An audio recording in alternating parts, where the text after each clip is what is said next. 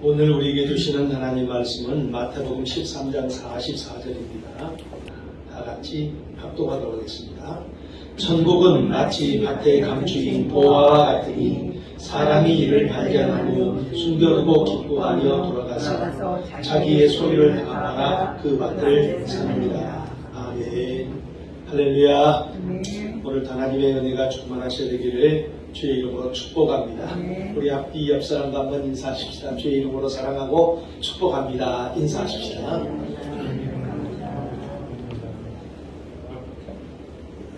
주의 이름으로 여러분을 사랑하고 축복합니다.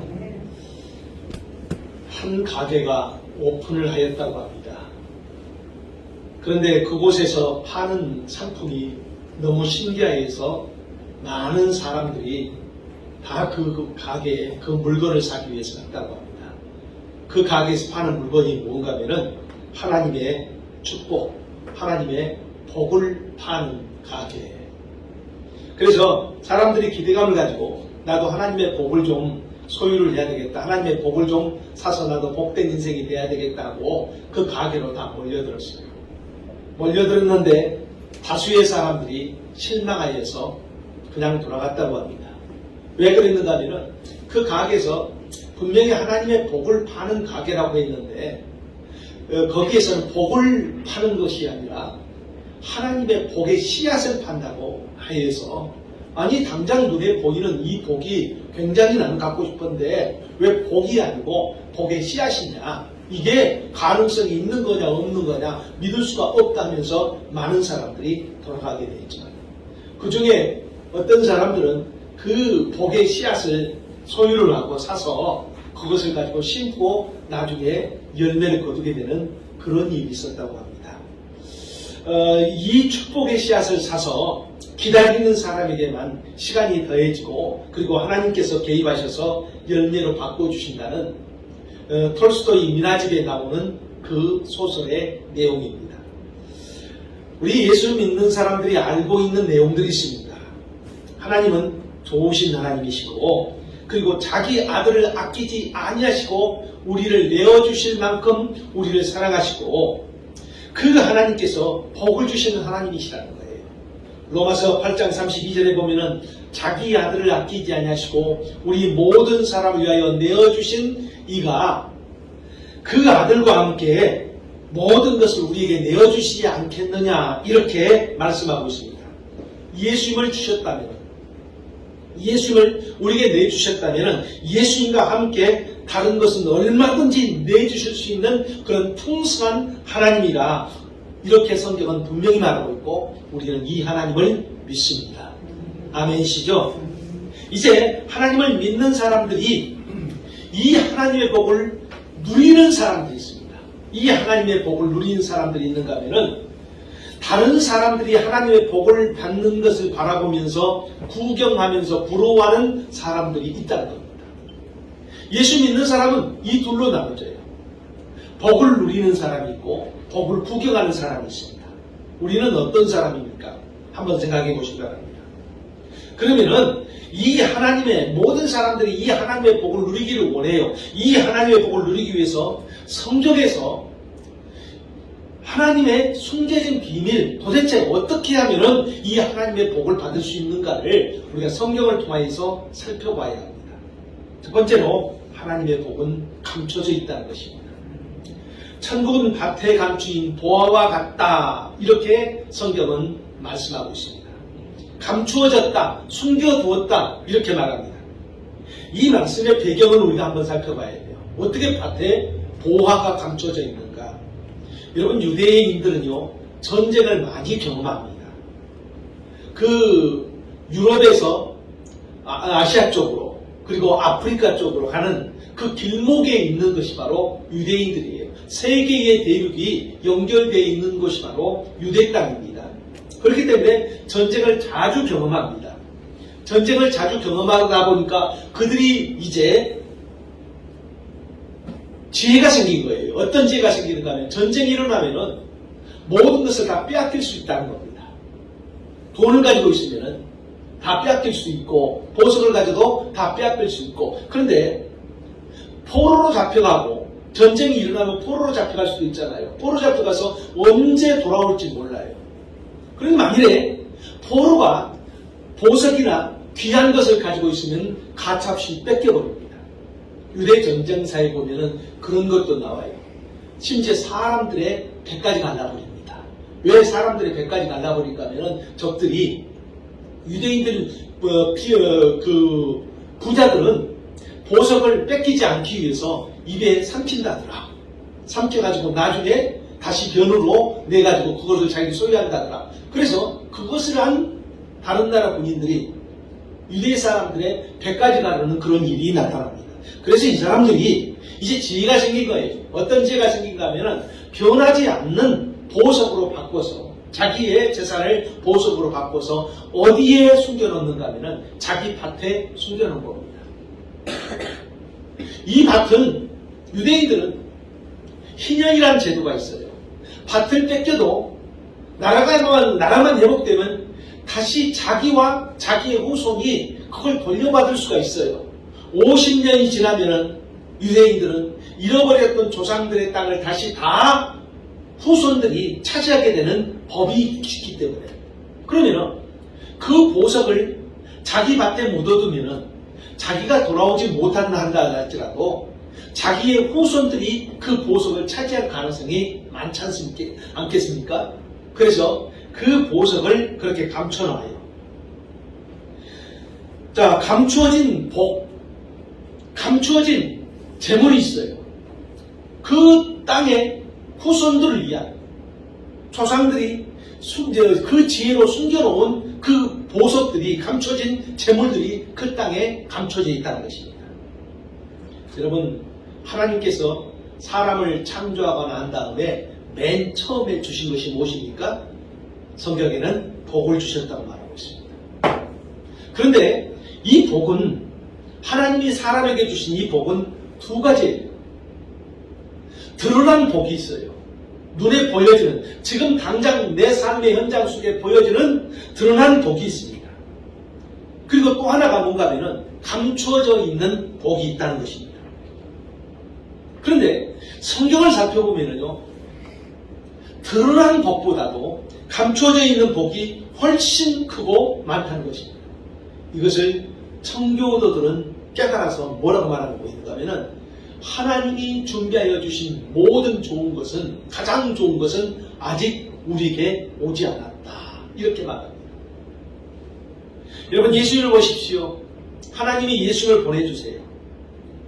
예수님이 이 땅에 오시는데 어떤 모습으로 오십니까? 눈에 보이는 화려한 모습, 다윗 왕처럼, 솔로몬 왕처럼 그렇게 왕으로 오시는 것이 아니라 이사야에 보면은, 이사야 53장에 보면은 예수님이 그 외모에 대해서 어떻게 말해주고 있는가 하면 이렇게 말하고 있습니다. 그는 주 앞에 자라나기를 연한 순과 같고 마른 땅에서 나온 뿌리 같아서 고운 모양도 없고 풍채도 없은즉 우리의 보기에 흠모할 만한 아름다운 것이 없도다. 이렇게 말합니다. 눈에 보기에는 너무나 초라합니다. 눈에 보기에는 흠모한다는 것이 없는 그런 평범한 모습으로 예수님께서 오셨다는 것입니다. 별 볼 일 없어요. 오늘날 예수님이 오신다면 멋있는 슈퍼스타 같은 그런 모습으로 오신 것이 아니라 우리같이 평범한 모습으로, 평범한 사람으로 그냥 오셨다는 거예요. 그렇지만 눈에 보이기는 그렇게 초라하지만은 골로새서 2장 3절에 보면은 예수님 안에 감추인 이 놀라운 비밀들이 어떤가 말해주고 있는데 이렇게 말합니다.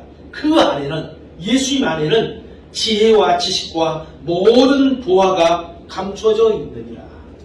지혜가 있고 지식이 있고 모든 보화들이 예수님 안에 감춰져 있다고 말씀하고 있습니다. 그렇습니다. 하나님께서 우리에게 주시고자 하는 복은 눈에 드러난 것도 있어요. 그러나 거의 모든 복들이 감춰져 있다는 것입니다. 그 복이 어디에 감춰져 있습니까? 그 복이 어디에 감춰져 있느냐는 거예요. 창세기 1장 28절에 보면은 남자와 여자를 창조하시고 그들에게 복을 주시며, 그들에게 복을 주시며, 내가 서 있는 그 장소에 내 인생 속에 감춰져 있다는 것입니다. 그런데 성경에 보면 이렇게 말하고 있어요. 감춰진 일은 우리 하나님께 속하였거니와 나타난 일은 영원히 우리와 우리 자손에게 속하였겠다, 이렇게 말합니다. 나타난, 이미 눈에 보여지는 것은 우리가 소유를 하고 있어요. 그런데 감춰진 일은 아직 하나님의 이 놀라운 복들이 우리에게 오지 않고 있는 부분들은 아직 하나님에게 있다는 것입니다.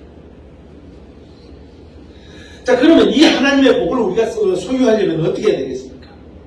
두 번째로 발견해야 됩니다.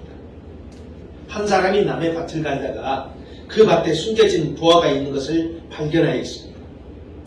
다른 사람이 발견하지 못한 이 보화를 이 사람은 어떻게 발견했겠습니까? 그 밭이, 만약에 그 집주인이 자기 밭에 보화가 있다는 것을 알았더라면 다른 사람한테 맡기지 않았을 것 같아요. 그런데 계속적으로 자기 밭은 그냥 평범한 밭으로 생각하고 있었기 때문에 다른 사람에게 맡겼겠죠. 근데 이 사람은, 이 밭을 갈던 이 사람은 어떻게 이것을 발견하였느냐는 거예요. 남의 밭을 갈 때 그 밭은 굳어져 있습니다. 특별히 유대 땅은 비가 자주 오지 않기 때문에, 1년에 몇 차례 비가 오지 않기 때문에 곡식을 뿌려야 될 때는 굉장히 굳어져 있습니다. 그 굳어진 밭을 갈아엎어서 씨를 뿌려야 합니다. 그 밭을 농사할 때는 어떻게 갈아야 합니까? 될 수 있으면 깊이 갈아야 합니다. 그런데 일을 하는 사람들은 남의 밭이기 때문에 그렇게 깊이 갈 필요가 없어요. 깊이 갈면은 힘이 들고 시간이 훨씬 많이 들기 때문에 그렇게 할 필요가 없습니다. 남의 밭이기 때문에 대강대강 하는 거예요. 그런데 이 밭을 간, 이 보물이 숨겨진 이 밭을 갈았던 이 사람은 주인이 원하는 대로 우직하게 좀 깊이 갈아달라, 깊이 갈아달라. 그러면 그 주인이 원하는 대로 밭을 갈기 시작합니다. 시간이 더디 걸렸을 것이고, 그리고 더 힘이 들었을 것입니다. 이런 과정에서 발견된 것이 그 땅에 숨겨진 보화가 발견되었다는 것을 우리는 추정할 수가 있어요. 여러분, 우리의 삶은 이 땅에서 수고하고 무거운 짐진 그런 인생이에요. 그런 삶이 되풀이되면 삶 자체가 괴롭잖아요. 그래서 누군가를 원망하고 누군가를 불평하고, 그래도 안 되면 내 마음속에 낙심과 좌절이 찾아와서 자리를 잡기 시작하고, 그리고 삶을 부정적으로 바라보기 시작합니다. 그런데 이런 인생들에게 하나님의 감춰진 복이 숨겨져 있다는 것입니다. 그 감춰진 복을 우리가 바라볼 수가 있어야 합니다. 그래야만이 인생의 살맛이 나요.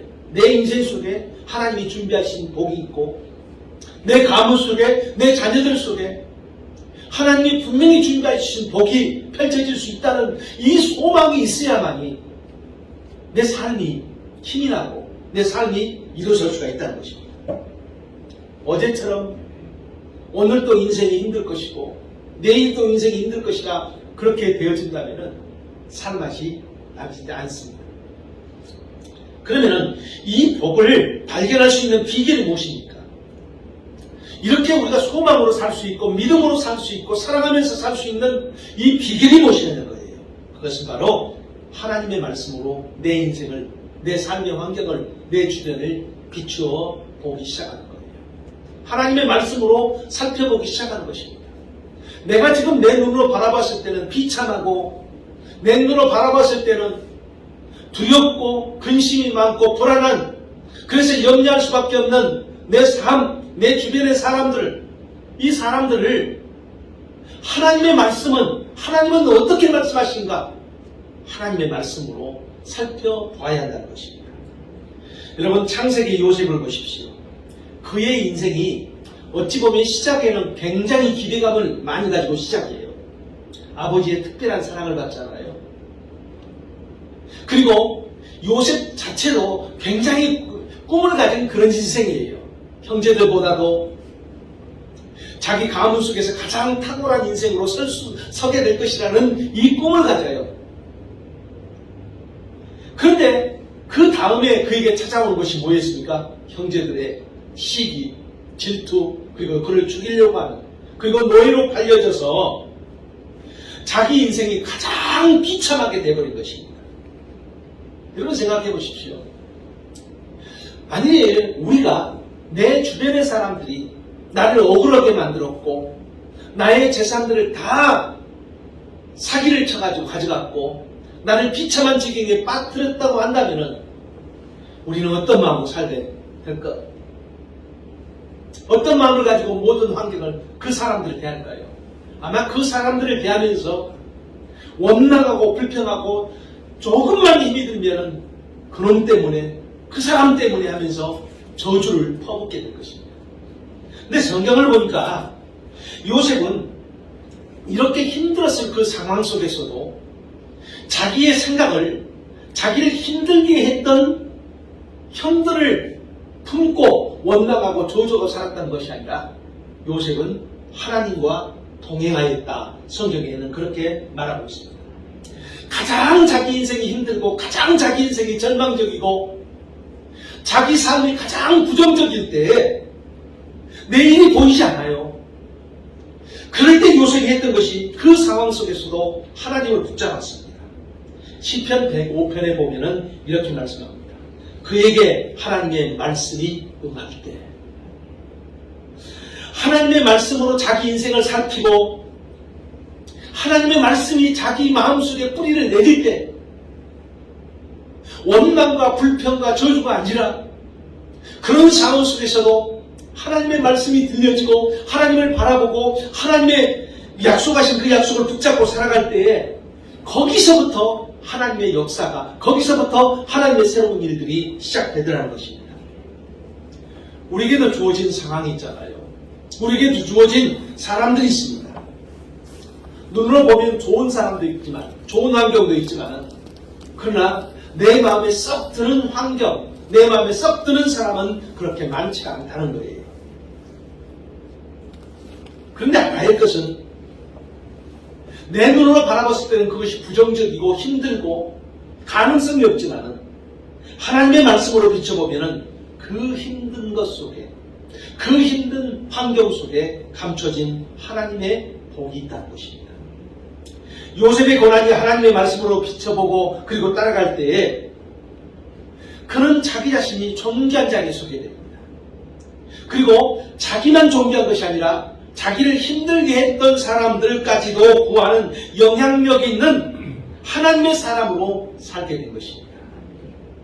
여러분 아무리 절망적인 상황에 있다한다 할지라도 하나님의 말씀이 그에게 비춰지면 하나님의 말씀이 그에게 들려지기 시작하면 거기서부터 새로운 변화, 새로운 역사가 시작된다는 것을 믿으시기 바랍니다. 그러니까 우리가 해야 될 것은 뭔가 하면 내 환경이 아무리 힘들고 아무리 어렵다 한다 할지라도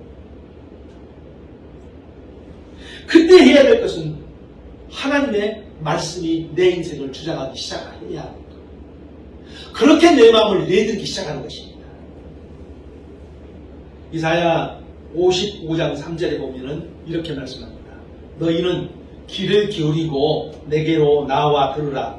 그리하면 너희 영혼이 사리라. 영혼이 살아나면 삶의 환경 속에서 새로운 역사가 나타납니다. 영혼이 잘 되고 범사가 잘 되고 강건의 축복의 역사가 나타납니다. 중요한 것이 영혼이에요. 하나님의 말씀은 내 영혼부터 살려냅니다. 그렇기 때문에 내 환경이 내 삶이 지금 비참하고 힘든다 한다 할지라도 그 하나님의 놀라운 축복이 임하는 그 장소로 바꾸려고 한다면 하나님의 말씀을 드려야 될 줄 믿습니다. 하나님의 말씀으로 내 인생을 비춰보십시오. 하나님의 말씀으로 지금 서 있는 문제를 비춰보십시오. 사람들을 비춰보십시오. 하나님은 어떤 사람이라도 어떤 환경이라도 한다 할지라도 절대로 포기하지 않는다는 것이에요. 그 대표적인 케이스가 뭐예요? 예수님께서 저주의 십자가에 매달리셨습니다. 유대인들은 십자가에 매달렸다면 더 이상 가망성이 없는 장소, 저주 중에 저주, 그리고 죽으셨고 무덤에 묻히신 지 3일 만에 예수님께서는 다시 부활하시는 거예요. 아무리 전망적이란다 할지라도, 죽음 같은 그런 상황이라 한다 할지라도, 아골골짜기 한다 할지라도, 거기에 하나님의 말씀이 개입하기 시작하면 새로운 역사가 일어난다는 것을 믿으시기 바랍니다. 자, 그렇다면 세 번째로 하나님의 복을 우리가 이렇게 말씀을 통해서 발견했다면 이제는 내 것으로 주장을 해야 한다는 것입니다. 숨겨진 부활을 내 것으로 합법적으로 만들 수 있는 비결은 무엇입니까? 그 밭은 분명히 남의 밭이에요.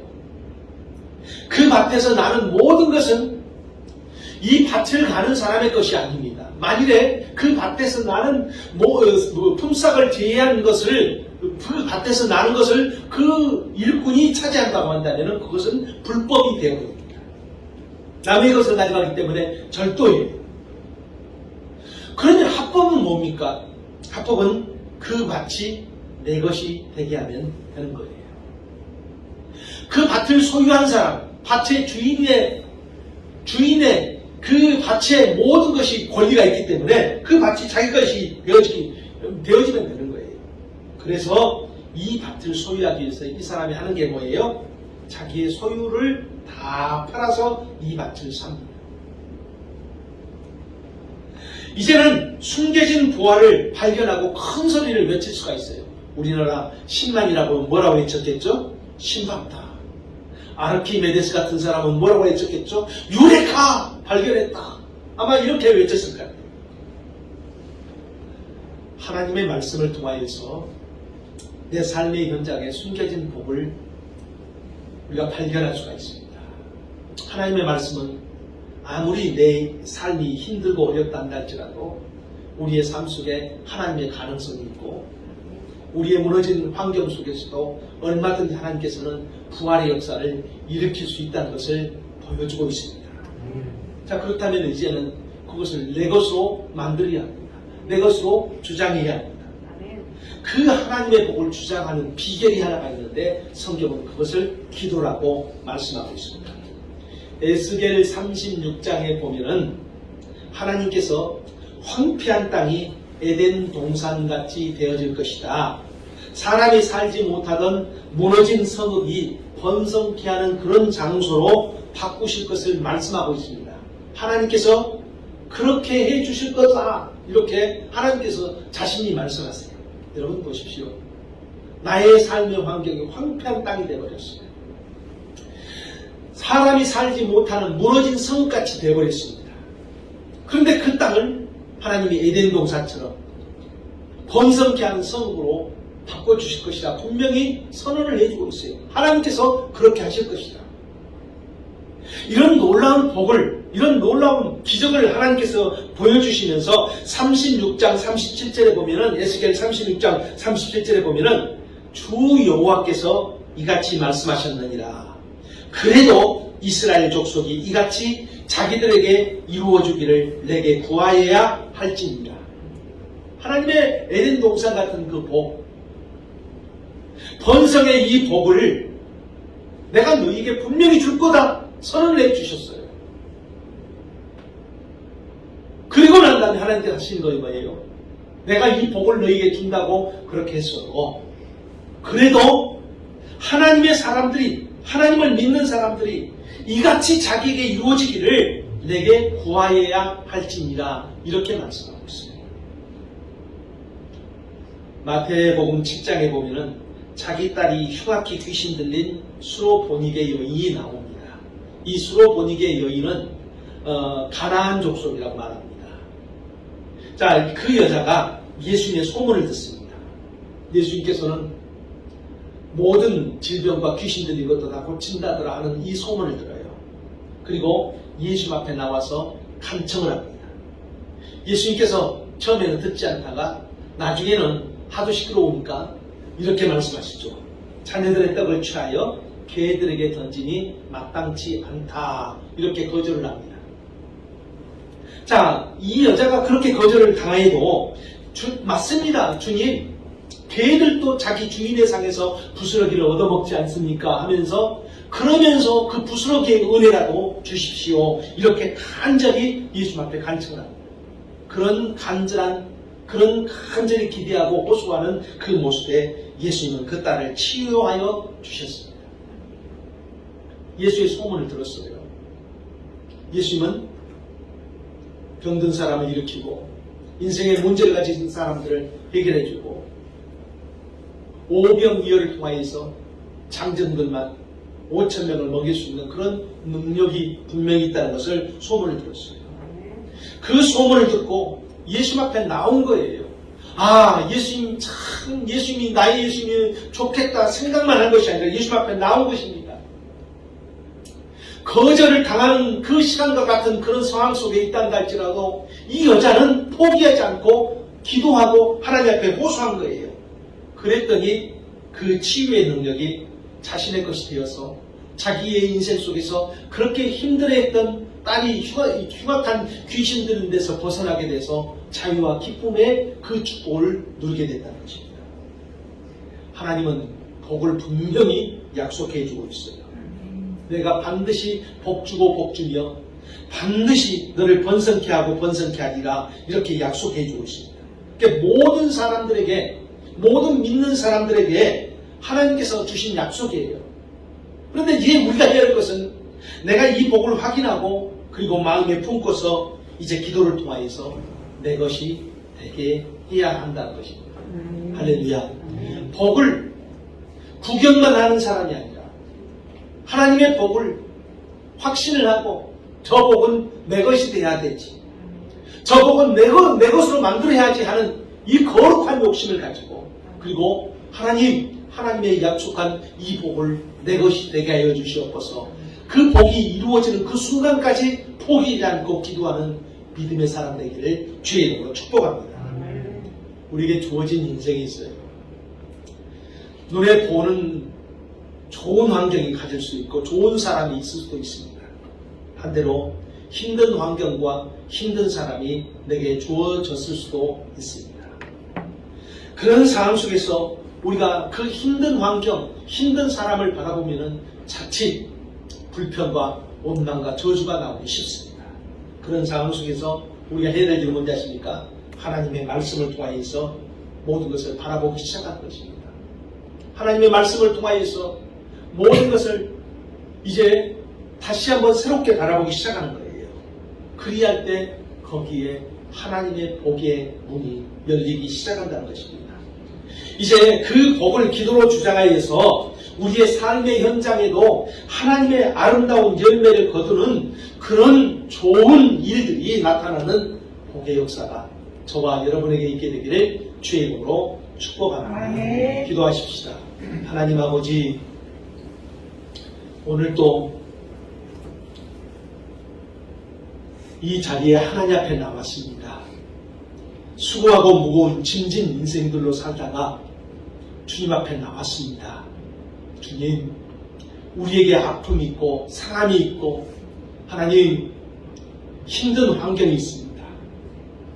우리 힘으로 스스로 어찌할 수 없기 때문에 오늘 주님 앞에 은혜를 구합니다. 우리를 긍휼히 여겨주시옵소서. 우리를 일으켜 세워주시옵소서. 우리 마음속에 하나님의 음성이 들려지게 해주시사 우리를 통하여서 하나님의 새로운 일들이 분명히 나타나게 하여 주옵소서. 예수님 이름으로 감사하며 기도드리옵나이다.